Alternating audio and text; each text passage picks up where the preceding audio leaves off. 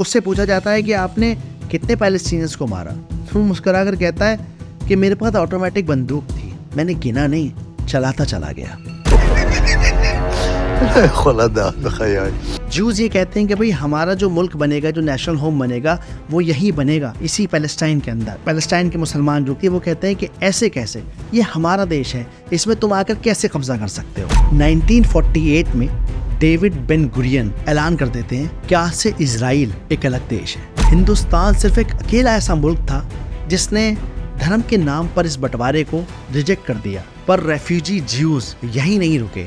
You N نے انہیں جتنا ایریا دیا تھا یہ اس سے کہیں زیادہ کیپچر کر لیتے ہیں۔ یہ تینوں مانتے ہیں کہ اس خدا صرف ایک ہے، وہی ہے جو ساری کائنات کو چلاتا ہے، اور وہی ہے جو آخر میں سب کے مرنے کے بعد انہیں واپس زندہ کرے گا اور ان سے ان کی کرنی کا سوال اور جواب کرے گا، اور اسی کرنی کی بنیاد پر خدا یہ فیصلہ کرے گا کہ کس کو ہیل میں بھیجا جائے اور کس کو ہیون میں بھیجا جائے۔ اب دیکھیے یہ تینوں دھرم ایک دوسرے سے کتنے ملتے جلتے ہیں، لیکن اس کے باوجود بھی ان میں اکثر پرابلمز آتی رہتی ہیں، جس کی وجہ بہت سمپل ہے۔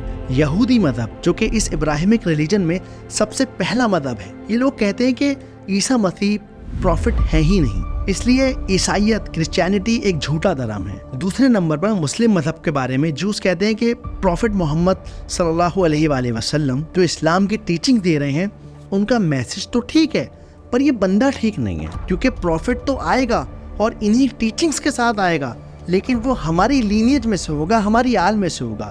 ایک سعودی عرب کا ایک عام آدمی، ایک سوداگر ہمارا پروفٹ نہیں ہو سکتا، اور اس طرح جیوز مسلم مذہب کو بھی جھٹلا دیتے ہیں۔ یہ ہے اسرائیل کے جیروسلم کا نقشہ۔ یہاں 2 کلومیٹر کا یہ ایریا مسلم، کرسچنز اور جیوز کے لیے کافی معنی رکھتا ہے۔ سب سے پہلے اس کمپاؤنڈ کی طرف آتے ہیں۔ جیوز اور مسلم کے لیے یہ پورا کمپاؤنڈ ایک ہولی سائٹ ہے۔ اس کمپاؤنڈ کو جیوز ٹیمپل ماؤنٹ کے نام سے بلاتے ہیں، وہیں مسلم اسے الحرم الشریف یا صرف مسجد الاقصی کے نام سے پکارتے ہیں۔ اس الاقصی مسجد کے بارے میں مسلمان یہ یقین کرتے ہیں کہ ان کے آخری نبی پروفٹ محمد صلی اللہ علیہ وآلہ وسلم ایک براق نام کے جانور پر یہاں بیٹھ کر آئے۔ انہوں نے اس مسجد میں گزرے ہوئے پروفٹ جیسے پروفٹ موسیٰ، پروفٹ عیسیٰ، پروفٹ ابراہیم علیہ السلام کے ساتھ نماز پڑھی، اور پھر وہ یہاں سے ایک پتھر پر پیر رکھ کر خدا سے ملنے کے لیے چلے گئے۔